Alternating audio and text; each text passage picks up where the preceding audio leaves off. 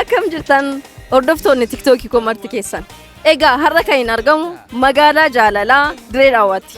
Kana sababeeffadhee namootaan daandii irratti argadhe muraasa gaaffiiwwan tokko gaafachuun yoo gaaffii kana deebisan badhaasa kitaaba koo leetoo kan argatan ta'a.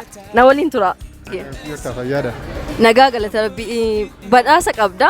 Gaaffii si gaafadha. Oo gaaffii si gaafadhe deebii kan deebiste badhaafamaa kitaaba koo leetoo taata. Diree Dawaan bara kam kan isheen hundoofte?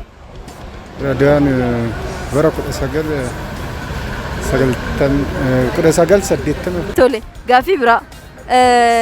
Diree Dawaan magaalaa Finfinnee irraa kiiloomeetira meeqa kan isheen fagaattee argamtu? 515 argattee jirta. Kobilistooniin Itoophiyaa keessatti kobilistooniin bakka kamitti kan inni eegale? Yeroo jalqabaaf Diree Dawaa keessatti. Diree Dawaa keessatti sadii si gaafadhee deebii takka dhabdee jirta. Deebii lama argatteeti kan itti jirtu ni badhaafamta jechuudha. Jirtan. Nagaa jirtu. Nagaa galata rabbii. Gaaffiin sin gaafadhaa yoo gaaffii kana naa deebistan badhaafamaa kitaaba koo leetoo ta'a kan isin argattan. Diree Dawaan bara kami kan isheen hundoofte?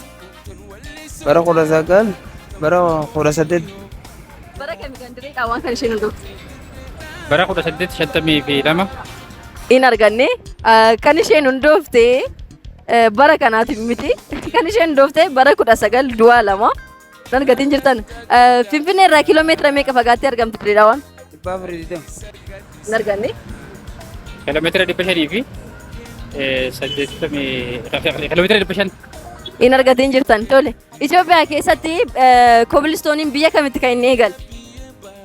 Bulchiinsa Diree Dawaa keessatti. Diree Dawaadha. Gaaffii sadii sin gaafadhe gaaffii takka deebistanii gaaffii hin argatiin jirtanii sababii kanaafuu hin badhaafamiin haftan jechuudha.